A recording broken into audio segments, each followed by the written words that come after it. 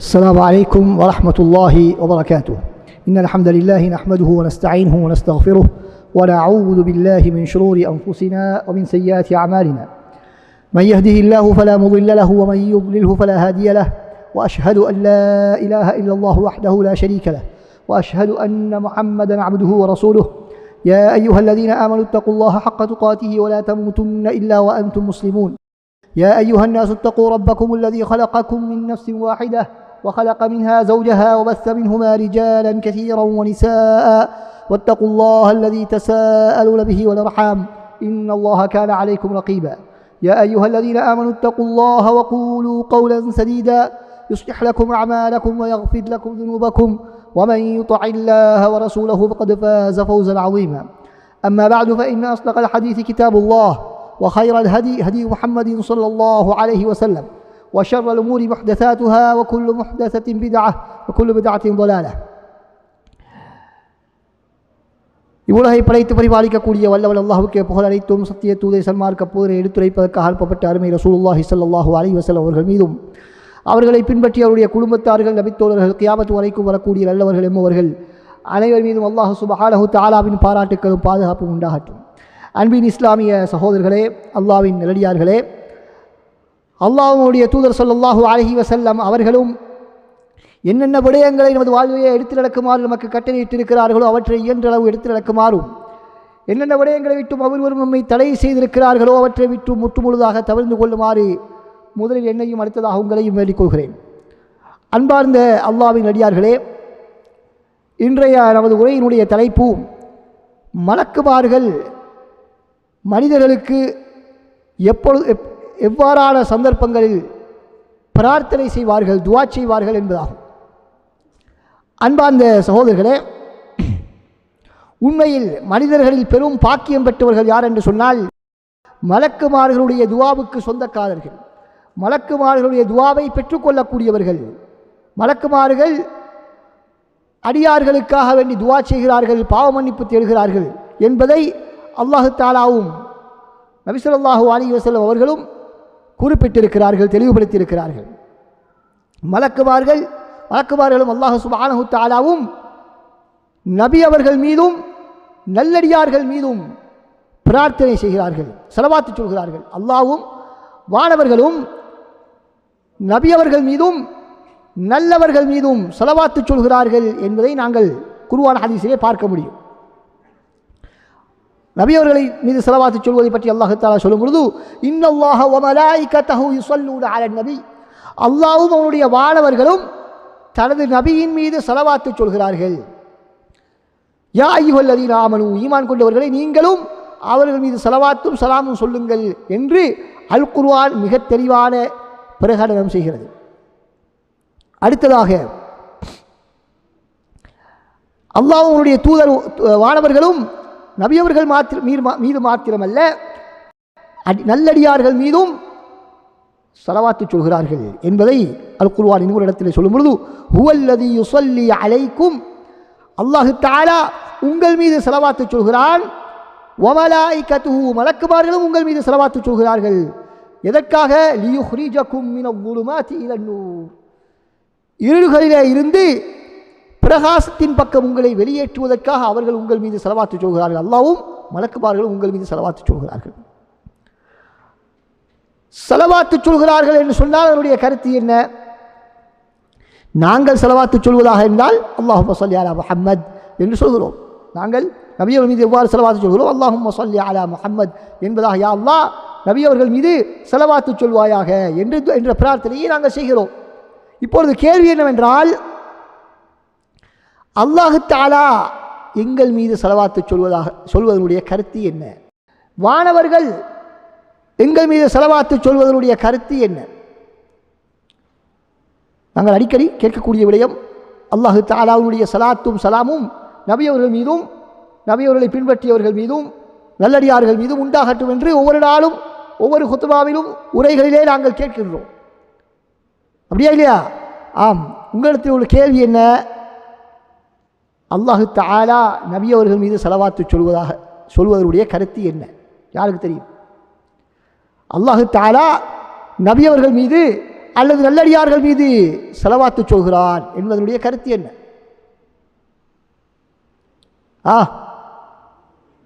அருள் புரிகிறான். வேற மாட்டுக்கருத்து இதா? அன்பார்ந்த சகோதரர்களே, என்னுடைய உரையை வளமையாக நன்றாக அவதானிப்பவர்கள் அவதானித்திருந்தால் உங்களுக்கு அதனுடைய சரியான கருத்து தெரிந்திருக்கும். வளமையாக நான் எனது உரையினுடைய ஆரம்பத்திலே இந்த ஸலவாத்து ஸலாம் என்பதற்கான மொழிபெயர்ப்பை செய்துதான் நான் உரையை ஆரம்பிப்பது வழக்கம். யாருக்கு தெரியும்?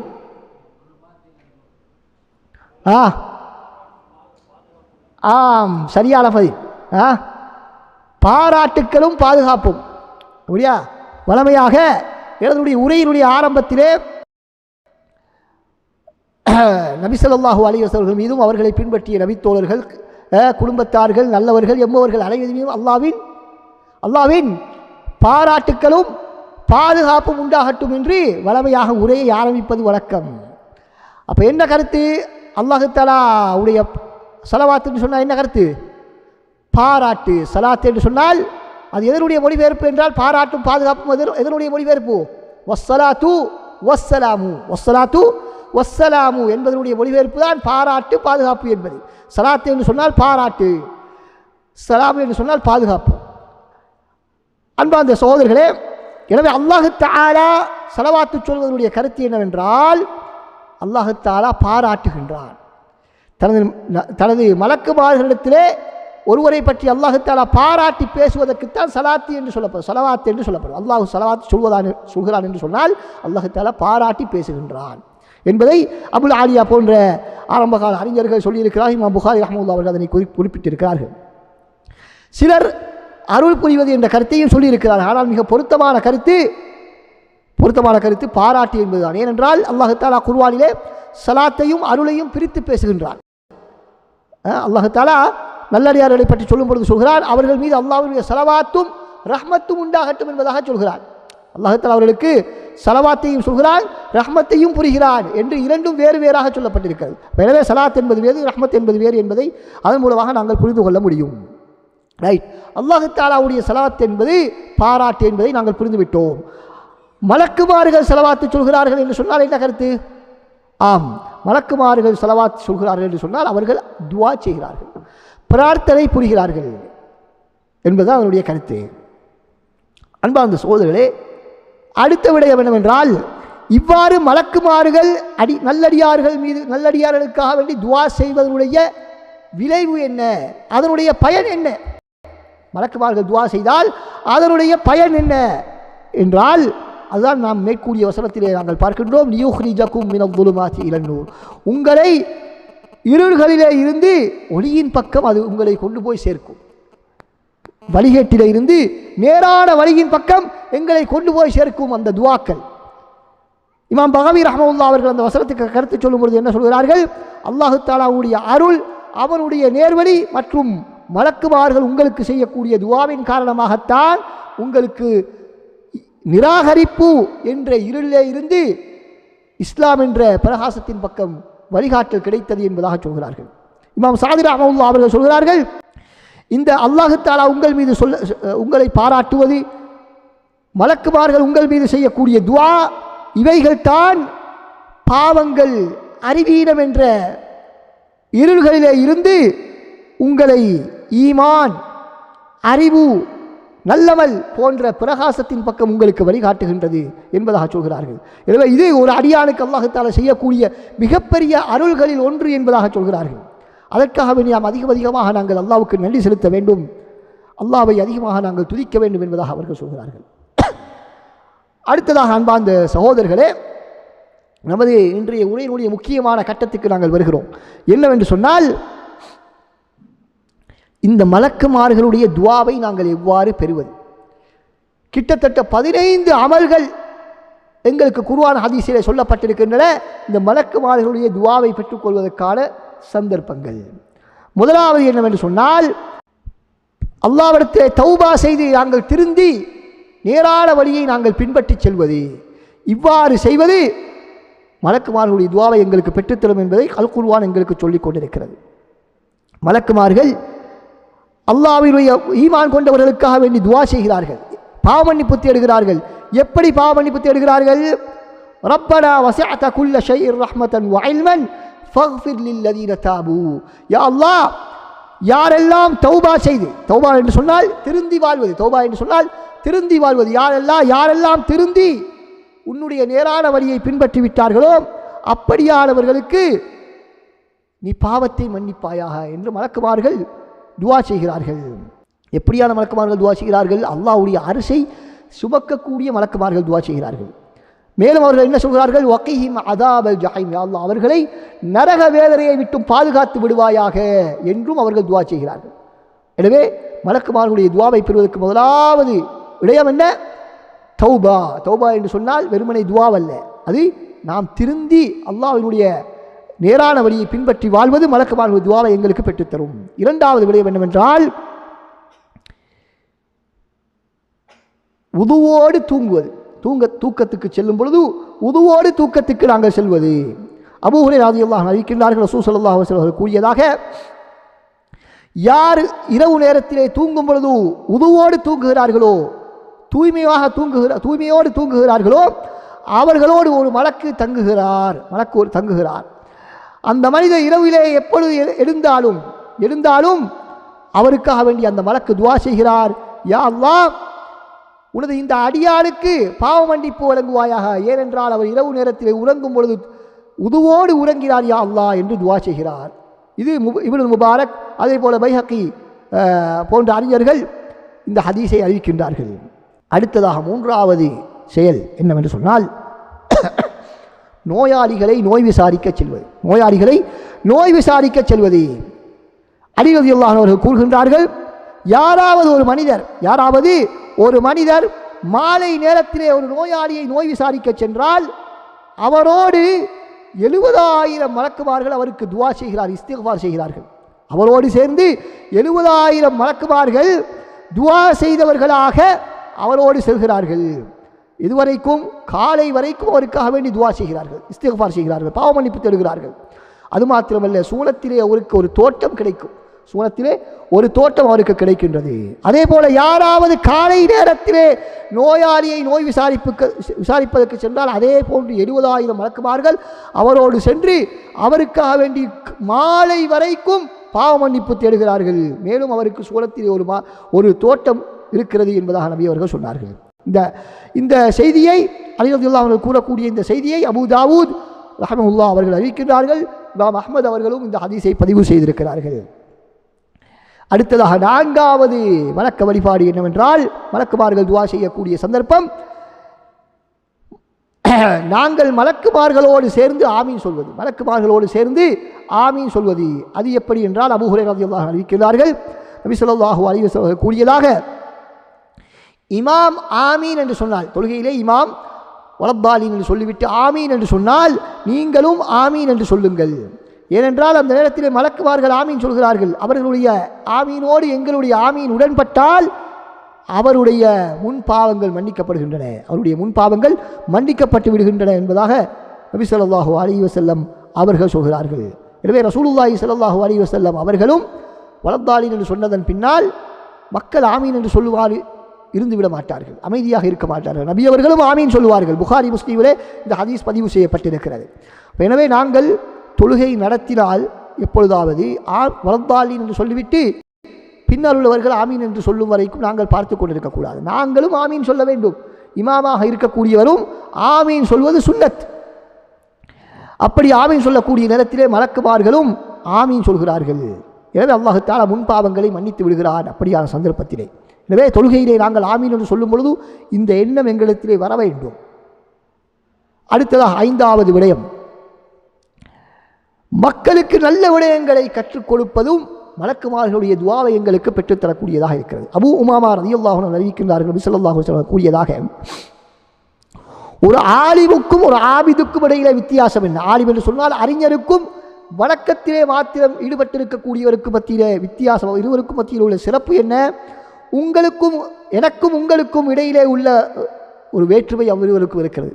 உங்களிலே மிகவும் குறைந்த அந்தஸ்து உடையவருக்கும் எனக்கும் இடையிலே எவ்வளவு ஏற்றத்தாழ்வு இருக்கிறதோ அதே போன்றுதான் ஒரு அறிஞருக்கும் ஒரு வணக்க வழிபாட்டில் ஈடுபட்டிருக்கக்கூடிய ஒரு மனிதருக்கும் இடையிலே உள்ள வித்தியாசம் என்பதாக சொன்னார்கள். அதுக்கு பின்னால் சொன்னார்கள், அல்லாஹு தாலாவும் மலக்குமார்களும் விண்ணில் உள்ளவர்களும் மண்ணில் உள்ளவர்களும் எந்த அளவுக்கு என்று சொன்னால், பொந்திலே இருக்கக்கூடிய எறும்புகள் உட்பட, கடலிலே இருக்கக்கூடிய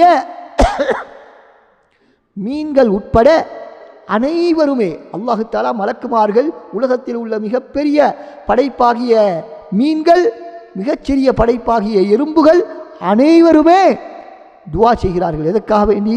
முஅல்லிமின் நாஸில் கைர், மக்களுக்கு நல்லவற்றை கற்றுக் கொடுக்கக்கூடியவர்களுக்கு என்பதாக சொன்னார்கள். திருமிதி, தபரானி போன்ற நூல்களில் இந்த ஹதீஸ் பதிவு செய்யப்பட்டிருக்கிறது.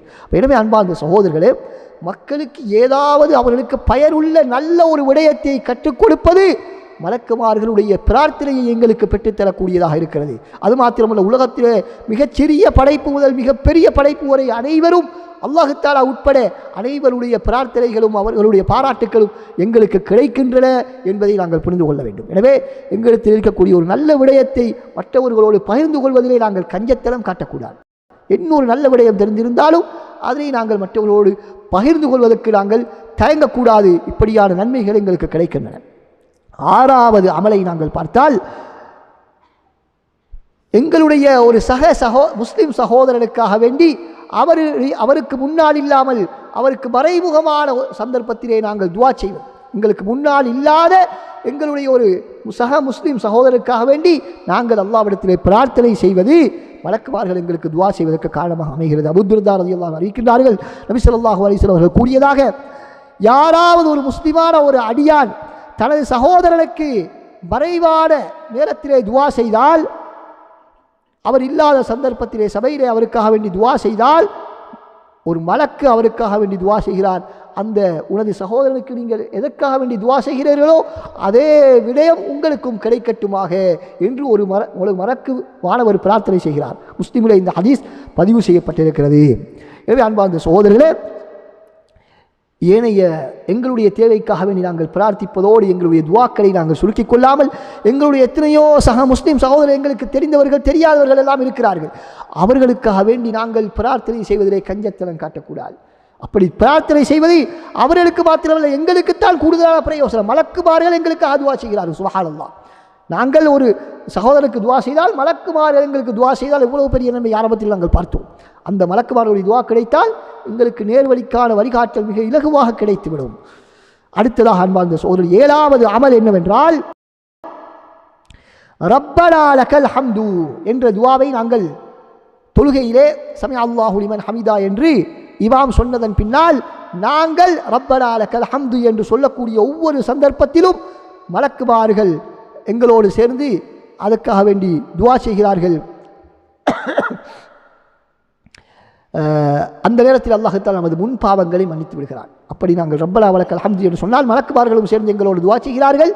அப்பொழுது அல்லாஹ் தஆலா எங்களுடைய முன் பாவங்களை மன்னித்து விடுவதாக நபி ஸல்லல்லாஹு அலைஹி வஸல்லம் அவர்கள் சொன்னார்கள். புகாரி, முஸ்லிமிலே இந்த ஹதீஸ் பதிவு செய்யப்பட்டிருக்கிறது. எனவே யாருக்கு இந்த சந்தர்ப்பம் கிடைக்கும்? ஜமாஅத்து தொழுகையிலே வந்து நாங்கள் இமாமோடு சேர்ந்து தொழுதால் தான் இந்த சிறப்பு கிடைக்கும். வீட்டிலே தொழுதால் கிடைக்குமா? கிடைக்காது. வீட்டிலே தொழுதால் கிடைக்க மாட்டாது. ஜமாஅத் இல்லாமல் தனித்து தொழுதால் இந்த சிறப்பு கிடைக்க மாட்டாது. எனவே எவ்வளவு சந்தர்ப்பங்களை மலக்குமாருடைய துஆவை பெற்றுக்கொள்வதற்கும், அதே போல் எங்களுடைய முன்பாவங்கள் மன்னிக்கப்படுவதற்கான எத்தனையோ நூற்றுக்கணக்கான ஆயிரக்கணக்கான சந்தர்ப்பங்களை நாங்கள் தவறுவிடுகிறோமா இல்லையா? ஜமாஅத் தொழுகையை நாங்கள் தவறுவிடுவதன் காரணமாக. எனவே அன்பார்ந்த சகோதரர்களே, ஜமாஅத் தொழுகை என்பது அவ்வளவு ஒரு மிகப்பெரிய நன்மைகளை எங்களுக்கு ஈட்டித் தரக்கூடிய ஒரு வணக்கம். அடுத்ததாக அன்பார்ந்த சகோதரர்களே, ஜமாஅத்து தொழுகையை எதிர்பார்த்து நாங்கள் இருப்பதும் எங்களுக்கு மலக்குமார்களுடைய துஆவை பெற்றுத்தரக்கூடிய ஒரு சந்தர்ப்பமாக இருக்கிறது. நபி ஸல்லல்லாஹு அலைஹி வஸல்லம் சொன்னார்கள், உங்களில் ஒருவர் நீங்கள் தொழுத இடத்திலே தொழுகையை எதிர்பார்த்து இருக்கும் காலமெல்லாம் மலக்குமார்கள் அவர்களுக்காக வேண்டி துஆ செய்து கொண்டிருக்கிறார்கள்.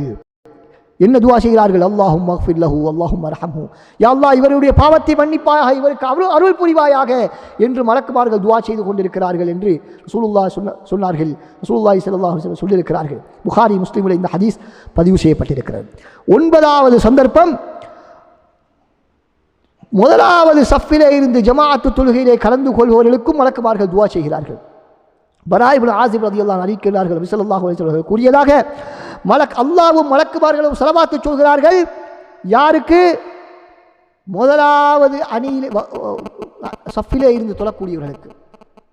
முதலாவது சஃபிலே இருந்து தொழக்கூடியவர்களுக்கு அல்லாஹ்வும் மலக்குமார்களும் ஸலவாத்து சொல்கிறார்கள் என்பதாக சொன்னார்கள். அபூ தாவூத், அஹ்மத் போன்ற நூல்களில் இந்த ஹதீஸ் பதிவு செய்யப்பட்டிருக்கின்றது. எனவே அன்பார்ந்த சகோதரர்களே, இதுவும் ஜமாஅத் தொழுகைக்கு வரக்கூடியவர்களுக்குத்தான் இந்த சிறப்பு. ஜமாஅத் தொழுகைக்கு வரக்கூடியவர்களும் சிலாக்கள் என்ன கவலையீனமாக இருக்கிறார்கள். பள்ளியிலே ஏதாவது ஒரு இடத்திலே சாய்வதற்கு கிடைக்கக்கூடிய இடத்திலே இருந்துவிட்டு இரண்டாவது சஃபிலே சேர்ந்து கொள்கிறார்கள், அல்லது முதலாவது சஃபிலே இடம் இருந்தாலும் இரண்டாவது மூன்றாவது சஃபிலே இருந்து விடுகிறார்கள். எனவே இதன் காரணமாக எவ்வளவு பெரிய சிறப்புகளை நாங்கள் இழந்து விடுகிறோம். மலக்குமார்களுடைய துஆவுக்கான சந்தர்ப்பத்தை நாங்கள் இழந்து விடுகிறோம். அல்லாஹ் தஆலா எங்களை பாராட்டுவதற்கான சந்தர்ப்பத்தை நாங்கள் இழந்து விடுகிறோம். எனவே இதிலே நாங்கள் மிகவும் கவனமாக இருக்க வேண்டும். எப்படியாவது முதல் சஃபிலே இடம் பிடித்துக் கொள்ள வேண்டும் என்பதிலே மிக கவனமாக நாங்கள் இருக்க வேண்டும். அடுத்ததாக அன்பார்ந்த சகோதரர்களே, மலக்குமார்கள் துஆ செய்யக்கூடிய இன்னொரு சந்தர்ப்பம்தான் சஃப்களுடைய இடைவெளியை நிரப்புவது. சஃப்களில் இருக்கக்கூடிய இடைவெளியை நாங்கள் நிரப்புவதன் மூலமாகவும் மலக்குமார்களுடைய துஆ எங்களுக்கு கிடைக்கின்றது. யார் சஃபிலே ஏற்படக்கூடிய இடைவெளியை பூர்த்தி செய்வாரோ அல்லாஹ் சுப்ஹானஹு வ தஆலா அவருடைய ஒரு அந்தஸ்தை உயர்த்துகின்றான் என்பதாக சொன்னார்கள். அல்லாஹ் தஆலாவும் மலக்குமார்களும் சஃபிலே உள்ள இடைவெளிகளை பூர்த்தி செய்பவர்களுக்கு ஸலவாத்து சொல்கிறார்கள். அதே போல் அவருடைய ஒரு தரஜாவை அல்லாஹ் தஆலா உயர்த்துகின்றான். ஒரு இடைவெளியை பூர்த்தி செய்தால் ஒரு தரஜாவை அல்லாஹ் தஆலா உயர்த்துகிறான். இப்னு மாஜா, அஹ்மத் போன்ற நூல்களில் இந்த ஹதீஸ் பதிவு செய்யப்பட்டிருக்கிறது. ஆயிஷா ரலியல்லாஹு அன்ஹா அவர்கள் இந்த ஹதீஸை அறிவிக்கிறார்கள். இமாம் அல்பானி போன்றவர்கள் இந்த ஹதீஸை ஆதாரப்பூர்வமானது என்று சொல்லியிருக்கிறார்கள். எனவே இதுவும் யாருக்கு கிடைக்கும்? ஜமாஅத் தொழுகைக்கு பள்ளி வாயிலுக்கு வரக்கூடியவர்களுக்குத்தான் கிடைக்கும். அடுத்ததாக அன்பார்ந்த சகோதரர்களே, 11வது சந்தர்ப்பம் என்னவென்றால் சஹர் செய்பவர்களுக்கும் அல்லாஹ் தஆலா துஆ செய்கிறார். அதாவது நோன்பு பிடிக்கும் பொழுது நாங்கள் இரவு நேரத்திலே சாப்பிட்ட உணவை வைத்துக்கொண்டு அவ்வாறே நாங்கள் நோன்பை தொடர்ந்து விடாமல் மாற்றமாக என்ன செய்ய வேண்டும்? ஃபஜ்ருடைய அதானுக்கு முன்னால் இருந்து நாங்கள் சஹர் செய்ய வேண்டும். ஏதாவது ஒரு தண்ணீர் மிளகு குடித்தாலும் சஹர் செய்துதான், ஒரு பேரித்தம்பளத்தை சாப்பிட்டாலும் சஹர் செய்துதான். கட்டாயமாக நாங்கள் சோறு போன்ற உணவுகளை சாப்பிட்டால்தான் அந்த சஹர் செய்ததாக கணக்கெடுக்கப்படும் என்று நாங்கள் நினைத்துக் கொள்ளக்கூடாது.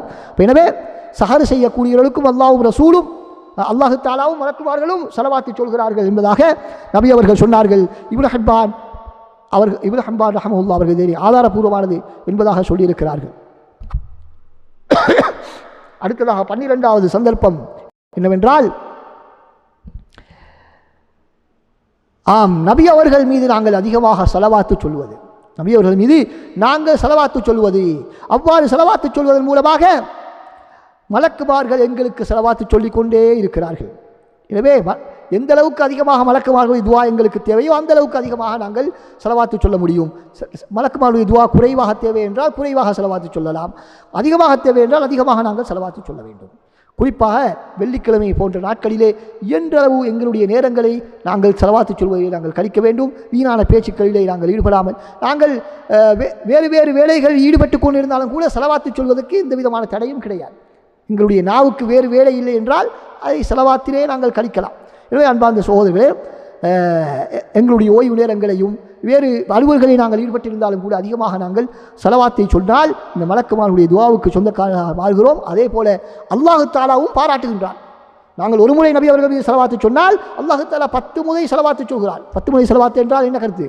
10 முறை பாராட்டுகின்றான். அல்லாஹ் தஆலா மலக்குமார்களிடத்தில் எங்களை பற்றி பாராட்டி பேசுகின்றான் என்பது என்னுடைய கருத்து. இந்த ஹதீஸ் இப்னு மாஜா, அஹ்மத் போன்ற நூல்களிலே பதிவு செய்யப்பட்டிருக்கிறது. 13வது சந்தர்ப்பம் என்னவென்று சொன்னால், அல்லாஹ்வுடைய பாதையிலே தர்மம் செய்யக்கூடியவர்கள், தான தர்மம் செய்யக்கூடியவர்கள். அபூ ஹுரைரா ரலியல்லாஹு அன்ஹு அறிவிக்கின்றார்கள், புகாரி முஸ்லிமிலே இந்த ஹதீஸ் பதிவு செய்யப்பட்டிருக்கிறது. ஒவ்வொரு நாள் காலையிலும் 2 மலக்குமார்கள் இறங்கி அதிலே ஒரு மலக்கு என்ன சொல்கிறார் என்று சொன்னால், அல்லாஹும்ம அஅதி முன்ஃபிகன் ஹலஃபா, யா அல்லாஹ் யாரெல்லாம் தான தர்மம் செய்கிறார்களோ அவர்களுக்கு நீ பதிலீடு கொடுப்பாயாக, அவர்களுக்கு பதிலாக யா அல்லாஹ் நீ கொடுப்பாயாக என்று துஆ செய்கிறார். இன்னும் அடுத்த மலக்கு என்ன செய்கிறார்? 2 மலக்கு இறங்குகிறார்கள். அதிலே ஒருவர் தான தர்மம் செய்பவர்களுக்காக வேண்டி அல்லாஹ் தஆலா அவர்களுக்கு திருப்பி கொடுக்க வேண்டும், அதனை திருப்பி கொடுக்க வேண்டும் என்று துஆ செய்கிறார். அடுத்த மலக்கு என்ன செய்கிறார்? யாரெல்லாம் யா அல்லாஹ் கொடுக்காமல் தடுத்துக் கொள்கிறார்களோ அவர்களுக்கு அழிவை கொடுத்து விடுவாயாக என்று துஆ செய்கிறார்கள். சுப்ஹானல்லாஹ். ஒவ்வொரு நாளும். அப்போ இதில் இருந்து நாங்கள் என்ன புரிந்து கொள்கிறோம்? ஒவ்வொரு நாளும் தான தர்மம் செய்யக்கூடிய பழக்கம் எங்களிடத்தில் இருக்க வேண்டும். அது எவ்வளவு சிறிய தொகையாக இருந்தாலும் சரி, ஒரு சிறிய விடயமாக இருந்தாலும் சரி. தான தர்மம் என்று சொன்னால் பணம் மாத்திரமல்ல, எத்தனையோ விடயங்களை நாங்கள் தர்மம் செய்யலாம்.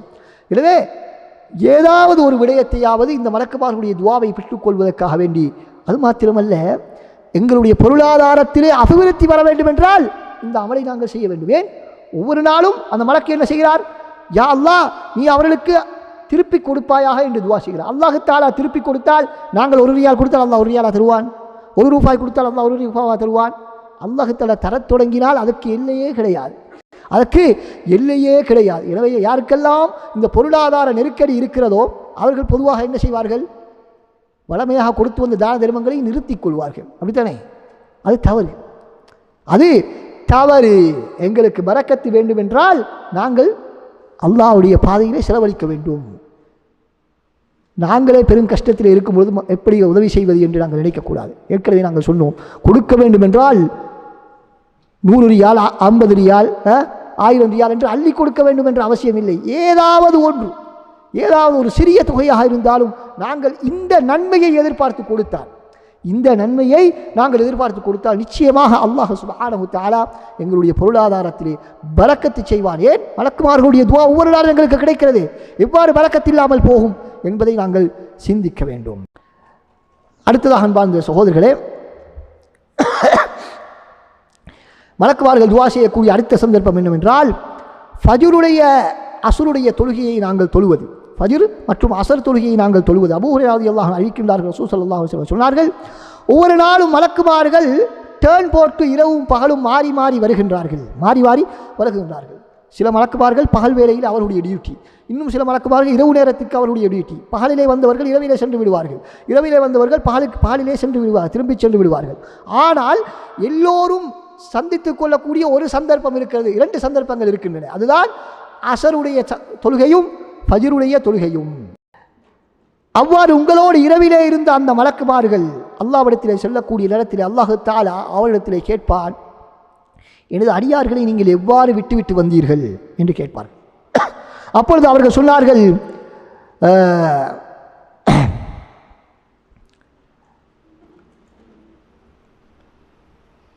யா அல்லாஹ், அவர்கள் நாங்கள் ஃபஜ்ருடைய நேரத்திலே செல்லும் பொழுது தொழுது கொண்டிருந்தார்கள், ஃபஜ்ர் தொழுது கொண்டிருந்தார்கள். அவர்களை விட்டு திரும்பி வரும் பொழுது அசர் தொழுது கொண்டிருந்தார்கள். எனவே அவர்களை நாங்கள் சென்றடையும் பொழுது அவர்கள் ஃபஜ்ர் தொழுகையோடு தொழக்கூடியவர்களாக இருந்தார்கள், அவர்களை விட்டு திரும்பி வரும் பொழுது அசர் தொழுகையை தொழக்கூடியவர்களாக இருந்தார்கள். அப்போ எனவே நாங்கள் இதுவும் ஜமாஅத் தொழுகை தொழுதால்தான், அல்லது உரிய நேரத்திற்கு நாங்கள் தொழுகையை தொழுதால்தான் இந்த சிறப்பு எங்களுக்கு கிடைக்கும். புகாரி முஸ்லிமிலே இந்த ஹதீஸ் பதிவு செய்யப்பட்டிருக்கிறது. 15வது சிறப்பு என்னவென்று சொன்னால், 15வது சந்தர்ப்பம், இறுதி சந்தர்ப்பம்,